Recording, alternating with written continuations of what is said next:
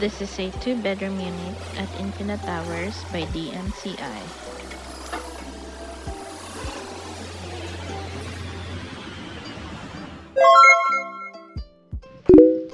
This area is divided into 3, the living area, the dining, and the workstation. We will do some repaintings, installation of wallpaper, and replacement of existing tiles. We will install a tubular accent on the ceiling, arch mirror, and a corner nook with storage.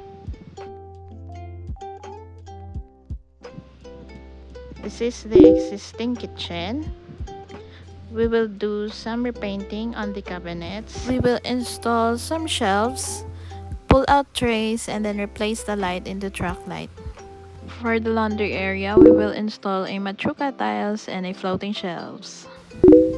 For the existing master's bedroom, we will install cove light.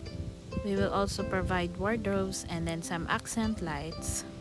We will also provide a mini vanity table and installation of wallpaper on the back. For the second bedroom, we will have a patterned wallpaper or paint. Then we will install a floating shelves with blue lighting. The toilet and bath is a major renovation. We will install shelves, replace some tiles, place the counter area, the lavatory, and the toilet accessories. The workstation is located at the end at the back of the TV rack.